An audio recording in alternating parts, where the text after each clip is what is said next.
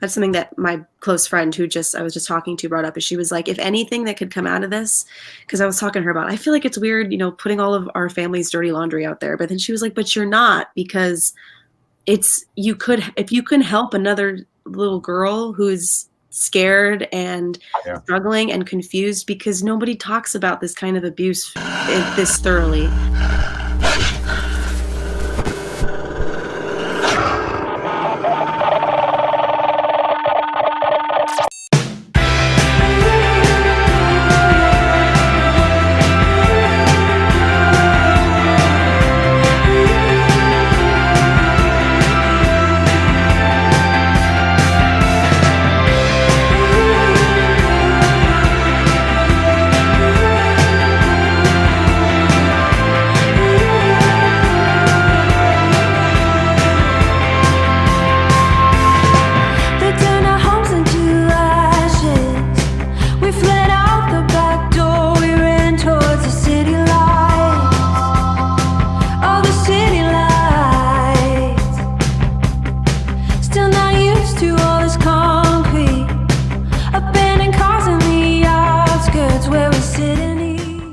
How are we doing, everybody? Welcome back to my channel, and welcome back to part 2 of Unmasking Mckamey, Russ Mckamey. And if you haven't seen part 1, link is down in the description, and I'm not going to hold you guys up any longer. So here is the second part of this series.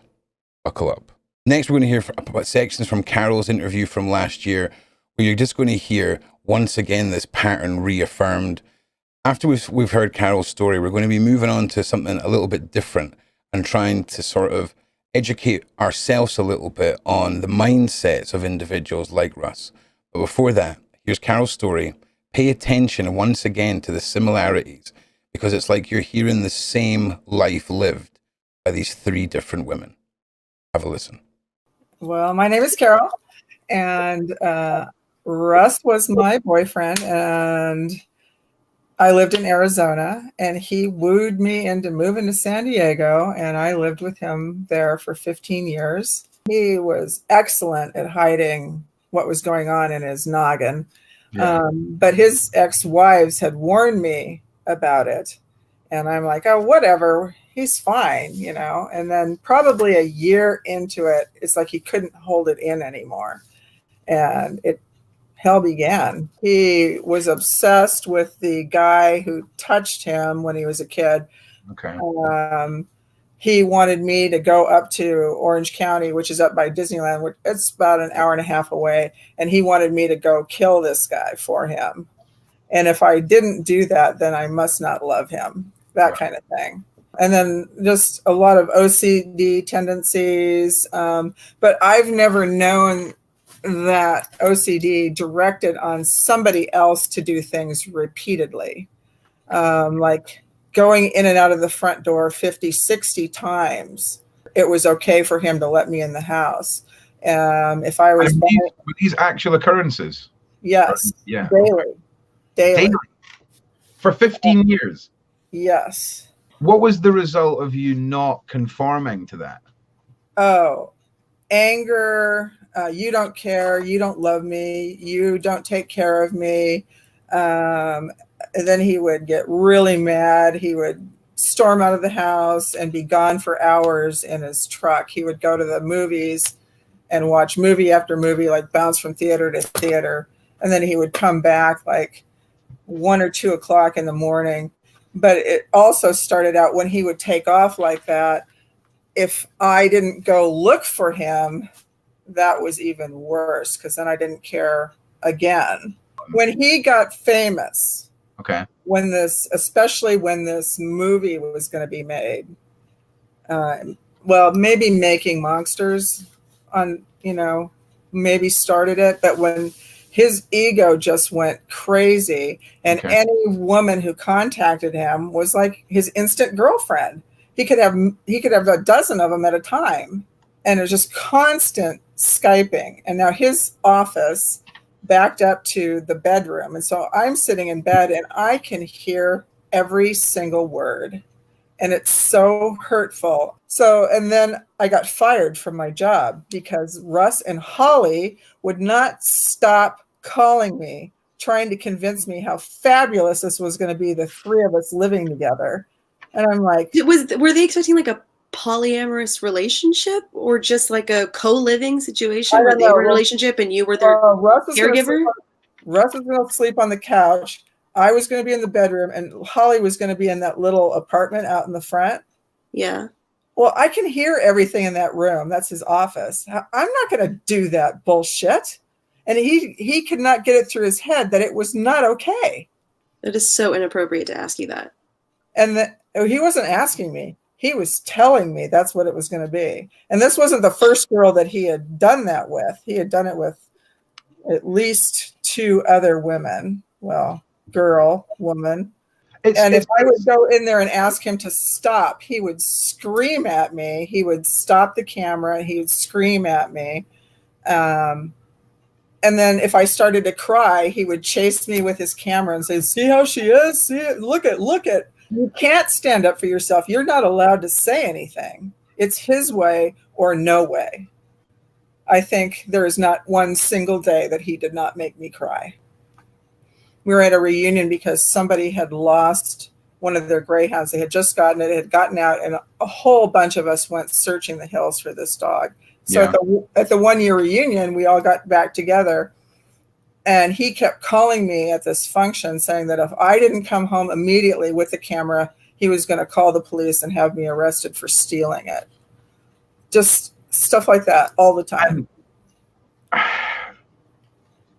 My entire life was walking on eggshells because he could find something wrong with anything that I said or did.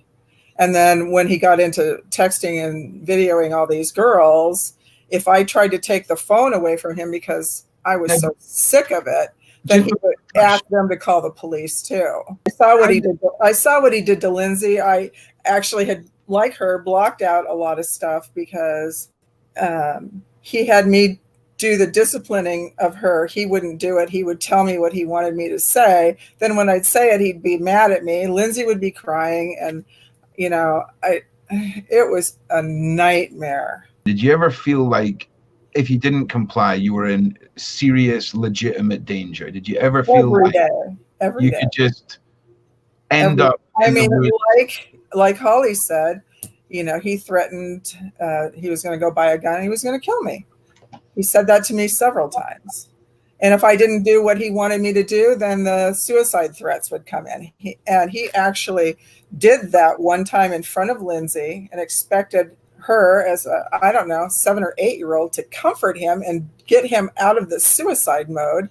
And other times he would run into the garage, and the garage was part of the haunt, and he would get up on a ladder and fake that he was going to hang himself to see if I would get him down. I feel that he would go out of his way to ruin anything that was about me or special to me, or, like when my mother was passing away, I had power of attorney. I had to fly to Seattle, and I'm trying to pack, and I'm freaking out because my mom had never been sick a day in her life. All of a sudden she's on life support at a hospital that you never get out of.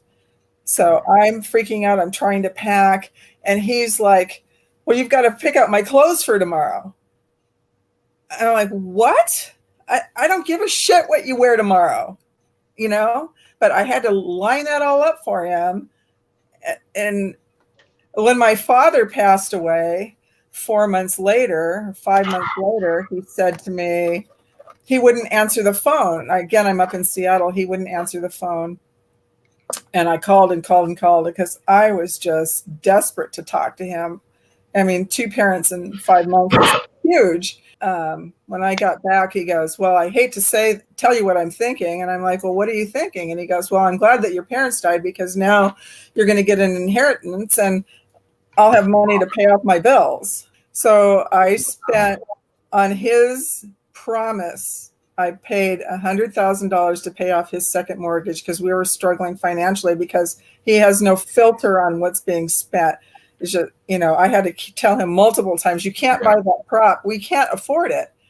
I put $100,000, paid off the second mortgage. He promised me he would pay me back. where was Russ's income to pay back $100,000? Well, supposedly, well, he has like almost or more now. He had $425,000 in his retirement account. It's not like Russ's money is our money. Russ's money is Russ's money, and my money was Russ's money. Wow. When I got back, he goes, well, I hate to tell you what I'm thinking. And I'm like, well, what are you thinking? And he goes, well, I'm glad that your parents died, because now you're going to get an inheritance and I'll have money to pay off my bills. So I spent on his promise. I paid $100,000 to pay off his second mortgage because we were struggling financially, because he has no filter on what's being spent. It's just, I had to tell him multiple times, you can't buy that prop. We can't afford it. I put $100,000, paid off the second mortgage. He promised me he would pay me back. Promised me over and over and over. I mean, he got all of the proceeds from the sale of the house, and technically I'm entitled to half of that. He has all of that too, so I'm guessing that's around another $300,000. Well, first of all, he was in a mental institution when he was younger. Lindsay had said that she had heard it was 6 weeks. I believe it was way longer than that. Okay. I think it even went into high school. Okay. But I'm not positive. Maybe possibly as a freshman. I'm not sure. But yeah, he would actually ask me to find him help. And it's really hard because you have to go through the military network, and it's limited. It's very limited on who you can see. Yeah. And so let's just say we exhausted everybody, because he wouldn't go see a man. It had to be a woman. Well, every single session would end up with him blaming me for everything. And I don't know how many times I got up at a session and said, if you believe the shit he's telling you, then I want nothing to do with this. And I would walk out of sessions. Well, I wanted to free myself for a long time, but when some certain individual has all of your money, how do you leave? $1,500 that he spent in 1 month on a dating website that he took out of another account that I wasn't supposed to know about. Yeah, because you have to buy like coins to talk to women. So he's just buying, and talking to these women all the time. And he was doing it at work too, because then I couldn't hear or see what he was doing. Yeah. I don't really want to touch on it, but I think there's a high level of mental illness. I think his thoughts are highly inappropriate regarding children. Like I say, it's like hearing the same life from 3 different women. The control, the abuse, the fear of their lives, being told that they were going to be killed, the threats of suicide. All these tactics used by Russ to control and break down these women. The tactics of making them feel guilty and having them ending up apologizing to him and having to listen to him talking to other women.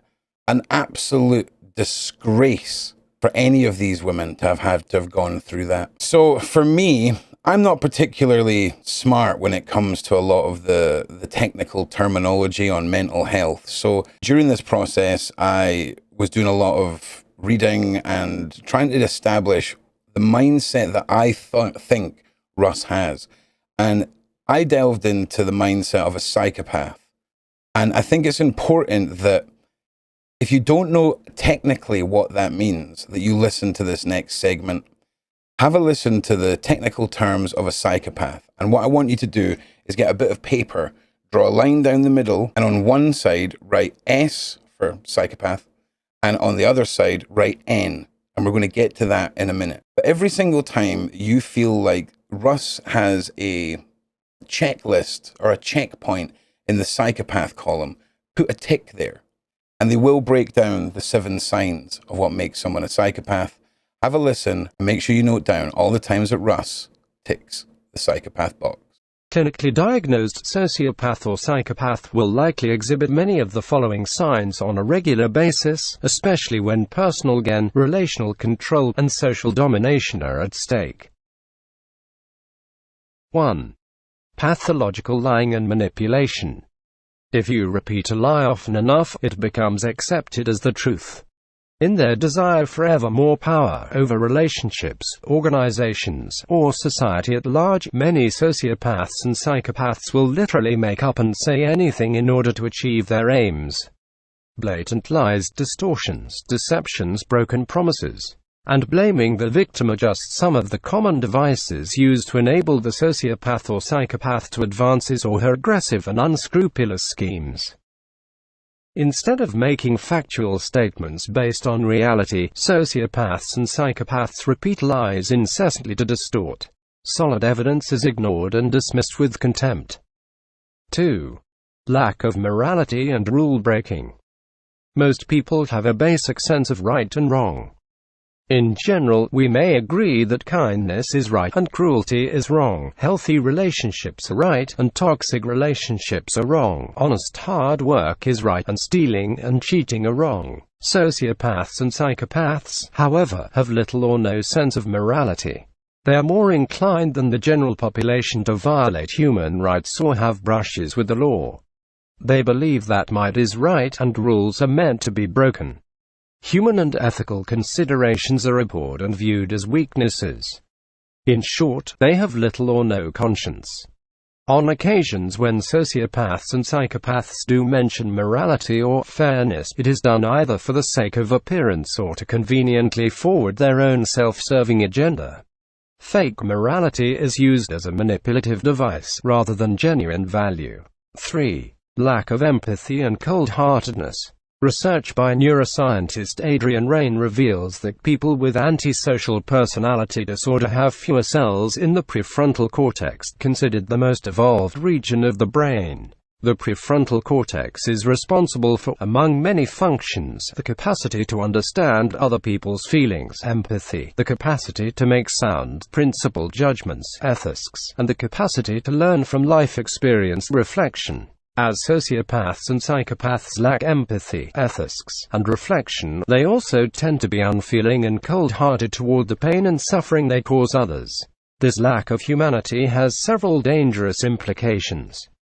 It compels the sociopath or psychopath to commit trespasses with little or no moral conflict. Knowing the suffering of their victims does not bring about ethical pause.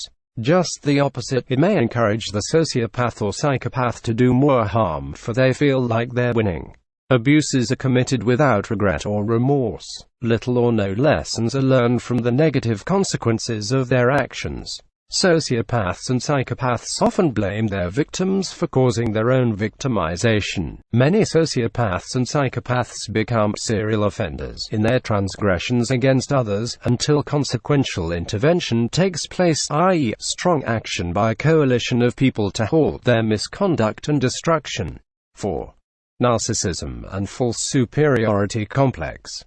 Not all narcissists are sociopathic. Many narcissists are emotive. Many sociopaths are non-emotive or primitively emotive, but most sociopaths and psychopaths possess certain narcissistic traits, such as calculated charm, manipulativeness, self-absorption, entitlement, conceit, and a false superiority complex. In the mindset of many sociopaths and psychopaths, being better than others provides them with twisted justification to exploit and mistreat people at will.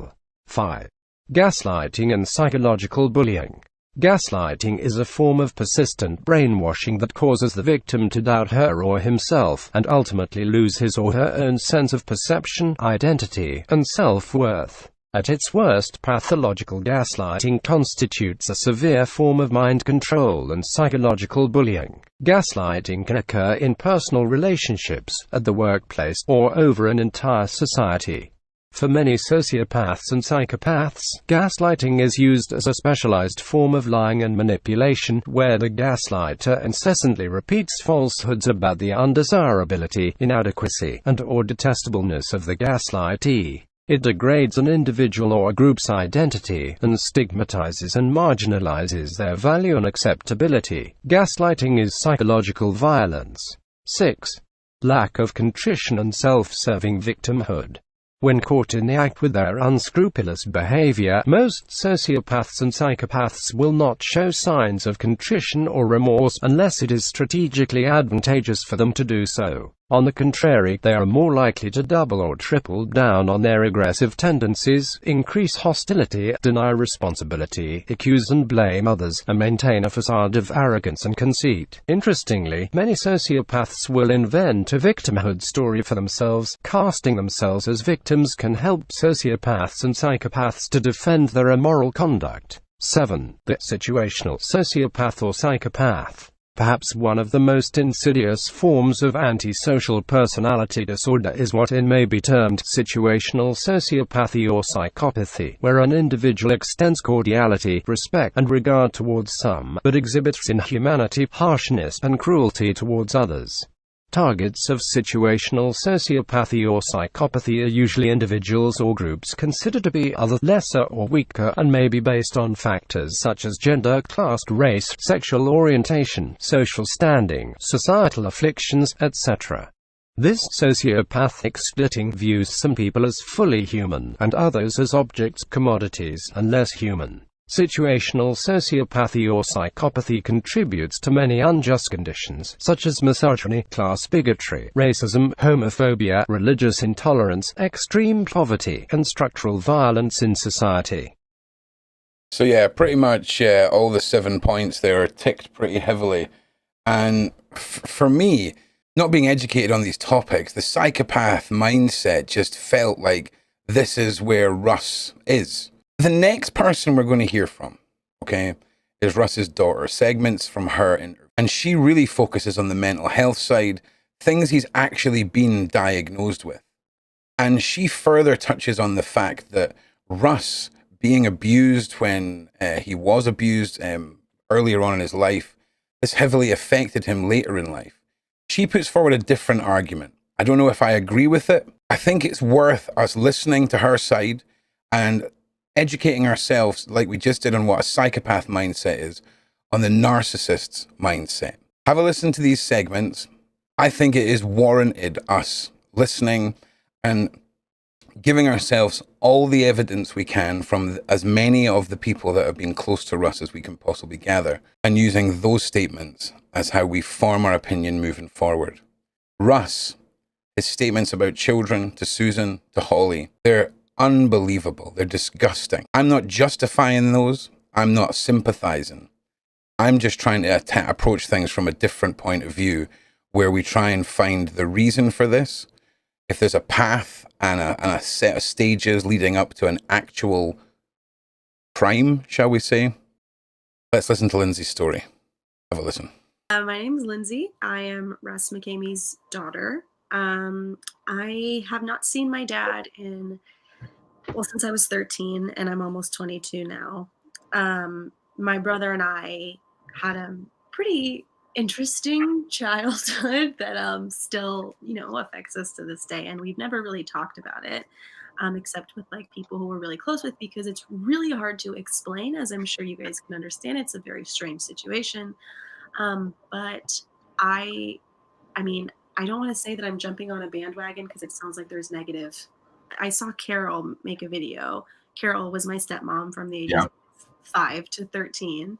And she just brought back a lot of things that made me be like, oh my God, this was really crazy. And I feel like, I don't want to put my dad on blast here. I don't have a relationship with him. But I do want to say that I don't believe my dad. I don't believe my dad is a bad person. I think that he is sick, and I think that he had a traumatic childhood. Okay. And I think that he's lost every single person in his life because of his illness. And he knows that he has it. He knows he's mentally ill. He's dealt with it his entire life. And I don't think that he's a bad guy. I think that he has issues. And that's what I want to say. I want to tell you guys, he's not a pedophile. He never touched my brother and I. In fact, he's quite the opposite of a pedophile. He is terrified of children because he has OCD, because of what happened to him when he was little, that has affected him his entire life, because he is paranoid that he might be a pedophile. He's a narcissist, and I wouldn't necessarily go as far to say he's a psychopath, because he does have very heavy emotion. He's an emotional person. He's sensitive. He wells up at commercials. He you know, when we were around, when we were kids, he loved us so much. Um, but he just has these issues, and he did mentally and verbally and psychologically abuse us.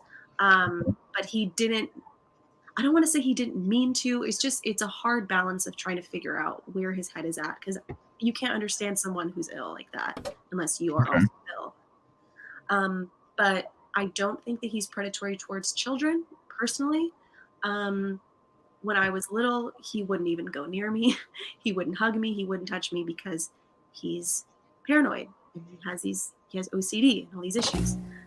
But also, I want to say I haven't seen him in 10 years. Yeah, What can happen after you lose both of your children? And absolutely. if you're already mentally unstable, I can't imagine what losing both of your children at the same time would do to you. Yeah. And he loves us. He does. Which was a crazy thing to deal with, because when your dad loves you, why does he hurt you? But when you have severe mental illness, OCD, bipolar disorder, all of these things that he definitely has. It's very confusing as a child, but I can't blame him. He's ill. I can't blame him. Anyone who knew him personally quickly fell in love with him because he's very charismatic. He would always call himself Mr. Personality because he has this really big, bright personality.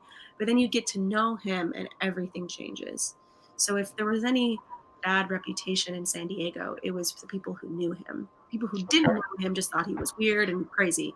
I, when I was about to leave, he, I was the last straw of his sanity. I mean, I was his daughter. Yeah. And he had already lost his son. Russell, my brother, left before I did. Came back every now and then, but always left again and finally he said no. I mean, Okay. he attempted to commit suicide in front of me to get me to stay, which he also did to Carol many times, and to my mom. It's a tactic he uses to get people to stay. There is a history of suicide in our family, so it was very scary for me. Yeah, I mean, my whole childhood was just taking care of him and making sure he was okay and making sure that he still loved me. And I mean, I wouldn't say it's saying if something died with him when I left. I have no idea, but from what I've heard, based off what Holly is saying and based off of what Carol said, because she stayed quite a long time after I left, it's progressed. It's absolutely gotten worse since I was a kid. Well, the hard thing is with dad is that he goes through back and forths of acknowledging his mental illness and really afraid of it and completely denying it. So most of the time he'll be angry if you bring it up. He was diagnosed by a doctor with all of these things, multiple things, including OCD. But he has a really hard time accepting it. Mental illness, like I said before, runs heavily in our family. His mom, my grandma, had OCD. His father committed suicide. You know, it's very prevalent in our family.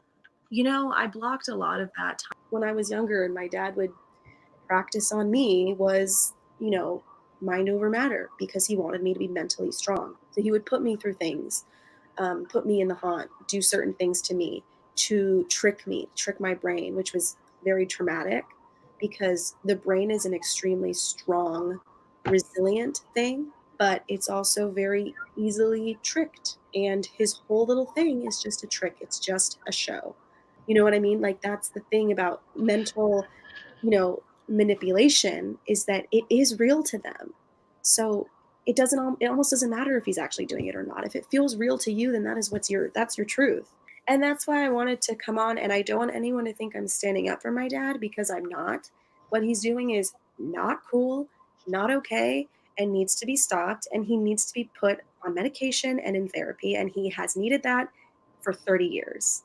He has hurt a lot of people, including me. I mean, I've been in therapy my whole life. I have panic disorder. I have panic attacks every single day. I have to take medicine every day for my panic attacks. I mean, I am royally fucked up because of this man. I have to find the human in him or I'll go crazy. I have to empathize with him because I I ha- I'm half of him. I have I have the things in him to you know what I mean? Like I can hate him all I want. I can say he's a psychopath all I want, but the truth of the matter is he's ill and a lot of the things people are saying are not true, but that doesn't mean that he hasn't hurt a lot of people and that he should not be around women in an intimate way because he doesn't know how to treat women. The pedophile thing, I personally cannot stand behind. I never experienced it.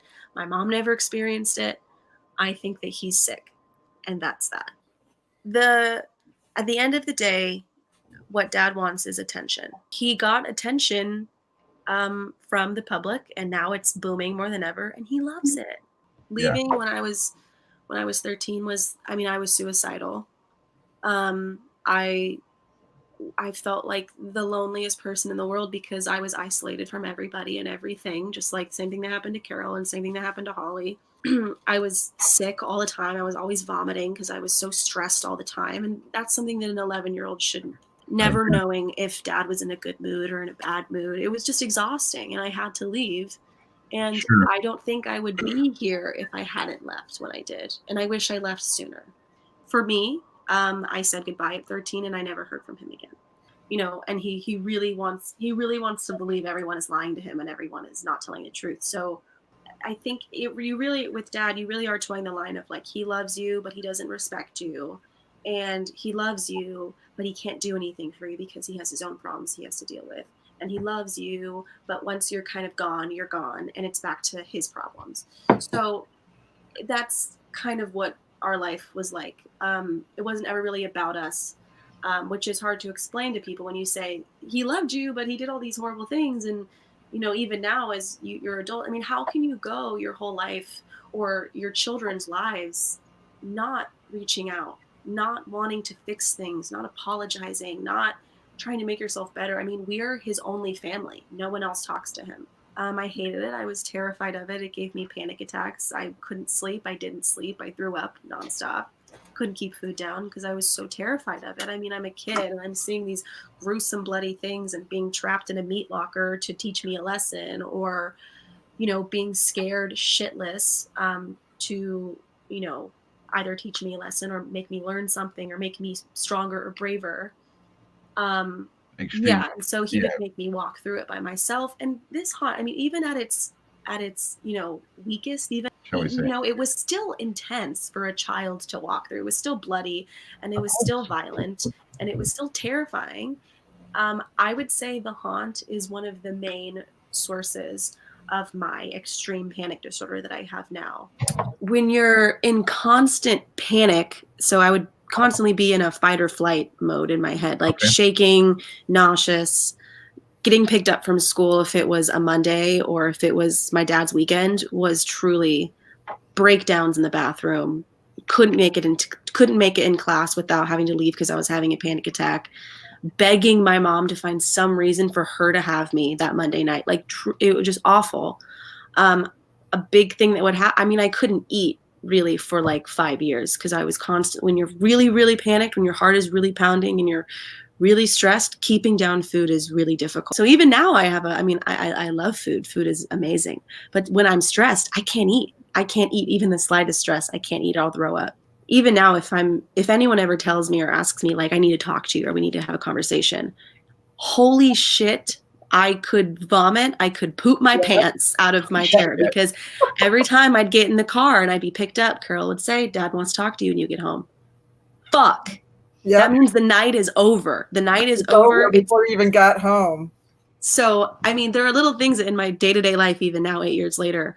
I mean, my boyfriend, God bless his heart, has to deal with my anxiety and has to word things differently for me because I'm so easily triggered by everything. I mean, my relationships are impossible to maneuver. I mean, Carol was essentially a single mom because my dad made her take care of everything when it came to me. I mean, she paid my mom's child support. She paid for my clothes. She took me to school every day. She made me food every day. My dad didn't do any parenting there except for, you know, disciplinary in his own way. But even then he would make Carol do the half of it. So, I mean, she was not only in charge of every single thing in that house and making sure everything got done, but also she had to be a mom to this kid. And also a kid who's extremely emotionally tainted because of what her childhood has been like. And so she has this kid who like does weird things and says weird things and is emotional and crying all the time and hates doing everything. And she's like, what the fuck am I supposed to do with this? Help me, my partner, help me. There is no helping. You know, I mean, it's so crazy what he expected of you. Like, you're a human being, and not once were you ever treated like a human being. After 8 years, I know I said 10 before, I was rounding up. It's been 8 years because I was 13 when I left and now I'm 21. But after 8 years of like working on this and figuring out all of my bullshit, I feel like I can finally talk about it without breaking down.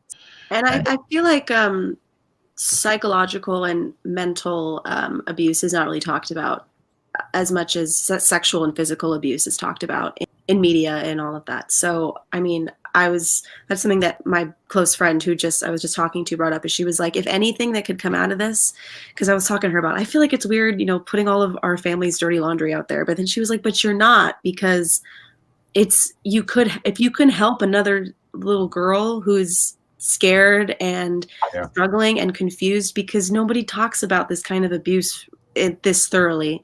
It's really confusing for anyone who hasn't personally experienced, and that's why explaining this situation is so difficult, and why a lot of people are hearing maybe different stories here and there, because we all have our own story. I mean, this man is extremely sick, and we've all experienced our own individual trauma with him. So it's all a unique perspective, but I do think that if we can help any woman or person who's in an abusive relationship, when I talk about this stuff, I just think about when I was 6, and I just think about 6-year-old Lindsay, and how badly I just wish I had someone to other than like my mom. And a lot of times I wasn't allowed to talk to her when I was at my dad's house, like on the phone or anything. So I just wish I had someone. Okay, so listening to Lindsay there, the things that Lindsay said throughout her interview last year really resonated with me. I've listened to it a lot, and trying to get my head around her point of view and not discounting it. She says she's looking for the human, looking for the humanity. He's not a bad guy, he's just ill. And this is something you're going to hear repeated quite a lot, because he clearly has some serious issues. We owe it to ourselves as not just investigators, journalists, whatever, but as human beings to sort of learn if there is a stepping stone process to how Russ has become the way that he is, that we learn how to avoid it, if that makes sense. Lindsay deserves us looking at this from a different perspective. Lindsay went through her own father threatening to take his own life and having to go through that, the control and the mental abuse, and the points that Lindsay raises later on in this episode are really crucial. And I think mental abuse, the way that she speaks about it, is a really crucial part to this whole story. Lindsay also said that he was Mr. Personality. And when we look at the psychopath traits and this false person that needs to be created, his narcissistic tendencies, it really highlights how Russ's ability to go from relationship to relationship and test the waters further in each one, and then reinvent himself as this charismatic individual to suck in his next victim, is a repeated process that, again, in the very next episode, we're going to delve a little deeper into these repeating patterns. Lindsay also goes on to say that her and her mother believe that Russ is not a pedophile, not an active pedophile in any way. But we've got to keep in mind all of these opinions that Lindsay have come from a mindset of a 13-year-old girl 8 years ago. She even says herself that people can change in these times, even though at Russ's age, she can't really see that happening. But certainly there is an evolution I can see in Russ's thought process towards children, and we're going to delve into that also. So an adult now, she's still feeling the effects of her father making her walk through the haunt as a little girl, being locked inside meat lockers to make her a stronger person through Russ's twisted and abusive parental ways. It's sad. It really is. As Lindsay still feels the effects now with her stress when she can't eat, her anxiety, and even affecting her relationships. The ongoing and lasting effect of Russ on every individual that is in this series is unreal. Same story, charisma and charm until he's got you trapped in his web. Like I say, I feel that Lindsay's interview has swayed how this entire series was going to be. And Susan's statements, Carol's statements, Holly's statements, this knowledge and this known secret about Russ's secret desires towards young children. These need to be addressed, Russ. I think you owe it to yourself and your children to take the help that's there for you and really reinvent yourself. You've got a loyal fan base that would stand by you through difficult, like transition periods of mental health.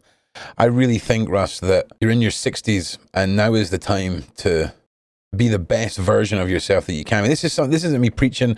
I'm just saying, you know, it's almost Christmas. Kids haven't spoken to you in years. Maybe show the whole world that a leopard can change his spots, metaphorically speaking. Okay, so Lindsay's main point was raising the fact that OCD and narcissistic mental illness was the reason for her dad's, you know, actions when she was growing up.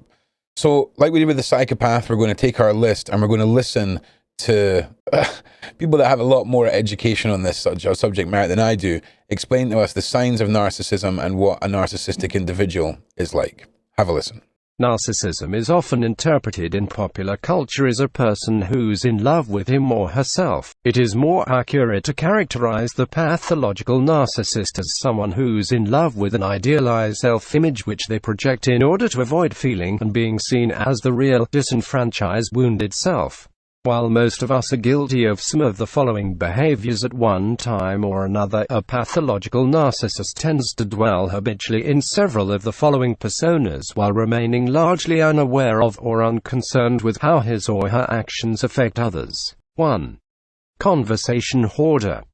The narcissist loves to talk about him or herself and doesn't give you a chance to take part in a two-way conversation. You struggle to have your views and feelings heard. When you do get a word in, if it's not in agreement with the narcissist, your comments are likely to be corrected, dismissed, or ignored. 2. Conversation interrupter. While many people have the poor communication habit of interrupting others, the narcissist interrupts and quickly switches the focus back to herself. He shows little genuine interest in you. 3. Rule breaker.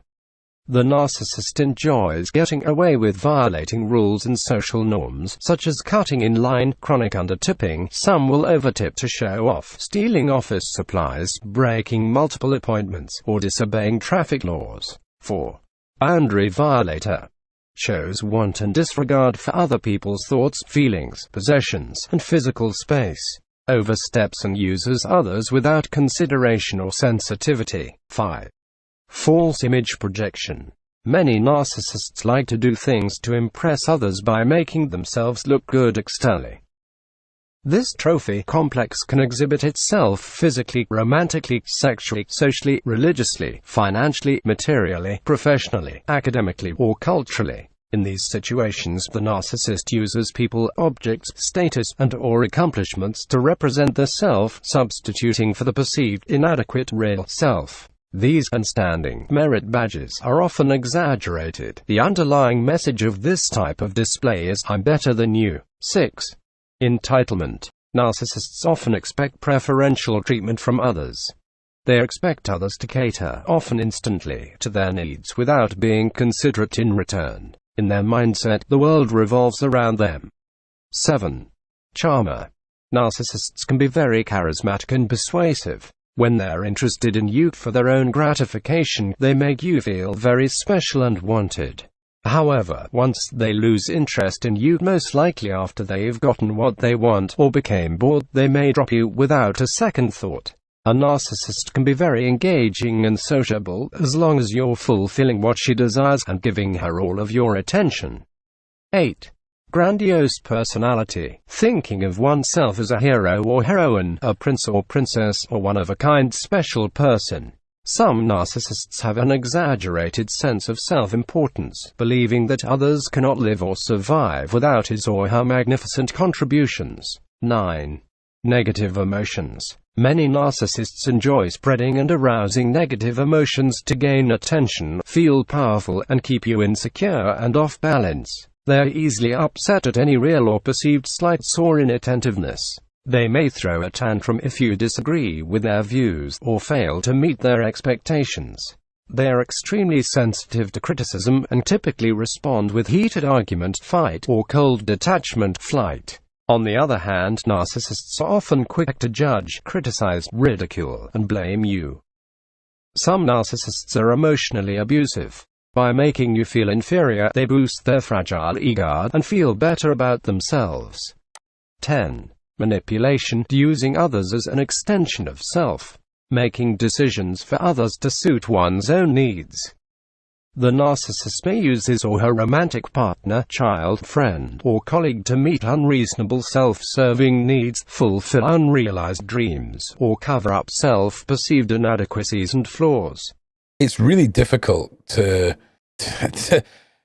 say with confidence where Russ falls. I feel like he's a narcissistic psychopath with multiple other issues going on with his mental health. The main focus of this is figuring out two things.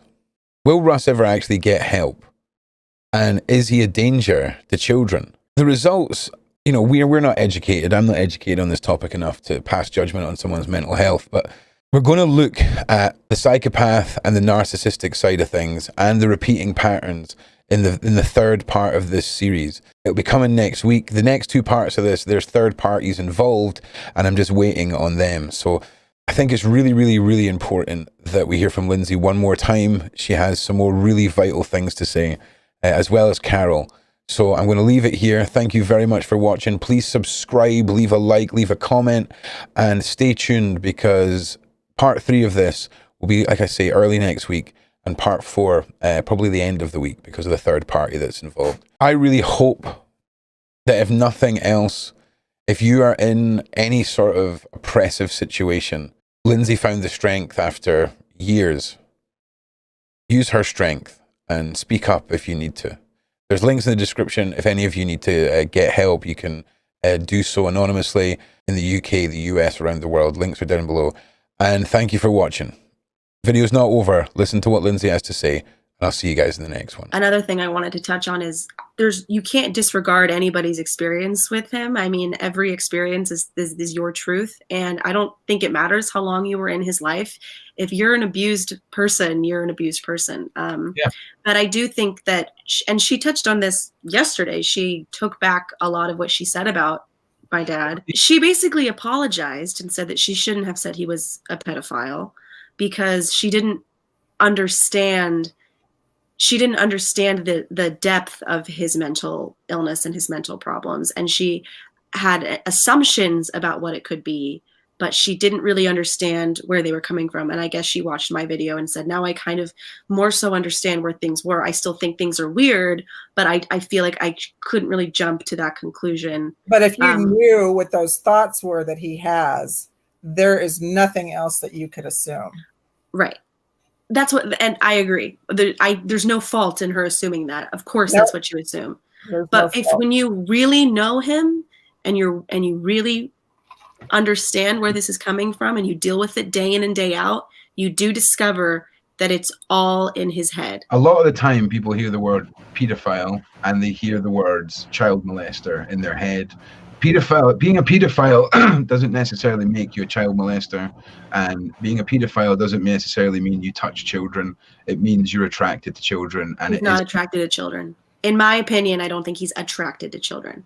I haven't been there in 8 years. Things change. When I was a child, I had never all I experienced was him being fearful of hurting me or doing something wrong with me. I mean, I said before, my relationship with my dad was very different than the relationship my brother had with him. When I was born, my mom tells me that, like, they'd be together and they'd be looking at me and I'm a baby, and my dad would be like, I'm so in love with her. Is this wrong that I love her so much? Like, am I a bad person? Am I going to hurt her because I love her so much? And my mom's like, no, you're a father. You're supposed to be in love with her. He wouldn't change my diapers. He wouldn't do anything. If he ever said, oh, I love her little feet, I just want to eat her little feet, he'd freak out because he'd be like, what does it mean that I love her little feet? That's what I'm saying. Like, I mean, obviously his thoughts now that he has are not normal or don't have really any explanation. But when I was around, when I was a baby, all I experienced from him was fear of being around me. I mean, I don't know what it would have been like if I had completely gone through puberty with him. I mean, that's a whole, I mean, I remember when I first started going through puberty, he was very uncomfortable. I had to start wearing bras before I even needed to wear bras. He was very uncomfortable when I went through puberty. In no way, my dad's actions are inexcusable. You cannot defend any of it. What I was trying to get at was, I feel like everything we were talking, everything that was being said about my dad, about the manor, was very one-sided. And at the end of the day, my dad's a human being who's extremely sick. And I think that this conversation needs to be more about mental health than about roasting this man who, at the end of the day, is an extremely tortured soul who's, I mean, he doesn't go a single day of his life feeling happiness or feeling peace of mind. I mean, he is never in a state of peace up here. I mean, he doesn't even sleep. This man doesn't sleep because of his thoughts. I think he was sick even before all of that happened with any childhood traumas. I mean, like I touched on this a little bit before, but mental illness runs heavily in our family. And I think that's one of the things that even at a young age for me, why I understood him to some extent so much was because I also found issues in my mental stability at a young age. I struggled with panic disorder and OCD. I no longer have OCD. I've grown out of it. But I also had really bad OCD. So I remember one time he and I were at Disneyland, and with Carol, and he took me aside and he apologized. Sorry. Apologized. And he was like, do you ever feel this way? And I said, yeah, all the time. And we just kind of had this like rapport, like, we're not that different, you and me, you know. And we just kind of, we talked for a few minutes. We were like in front of the we were at a the Disney store, in front of the Disney store when you enter Disneyland. I remember it so vividly. And he actually had a brain aneurysm when we were there too, which is so crazy. But right before the brain aneurysm, one of the first times he ever was like, I don't think I'm okay. And I said, I don't think you're okay either, but that's okay. We can figure it out. And it was like, it was a small moment, but it was a moment. And we had very few of those, few of those, but they did exist. A lot can change in 8 years, especially when you're 60, 61 years old and you have no family and your children don't speak to you. I mean, that does a lot to someone. You know, the isolation of, he's completely isolated himself. He lives in the middle of buttfuck nowhere and he has no one. And so I think the story needs to be, yes, Mckamey Manor needs to be shut down. Yep. Yes, my dad is sick. No, he's not going to get help no matter how much these random strangers on the internet ask him to, because we couldn't even get him to get serious help. He's not going to get help, unfortunately. And it's a life wasted because my dad, at some point in his life, had the ability to have a good life, because at some point, I mean, there was moments with my mom even where my mom just said in the beginning, he was just so wonderful.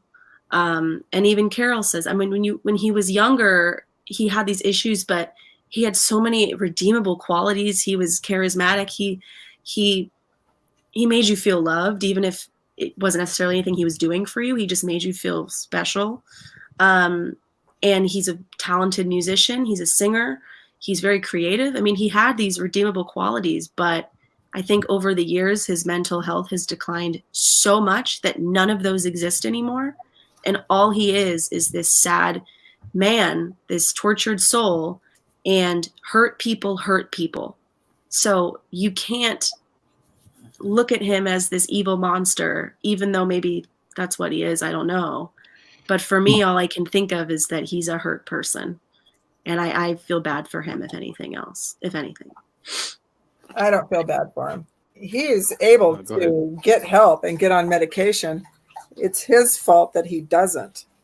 But his OCD makes it hard for him to be on medication. You know what? How can it be OCD when he's making other people do it? I mean, OCD, that's you doing something repetitively, not having somebody else. That's control.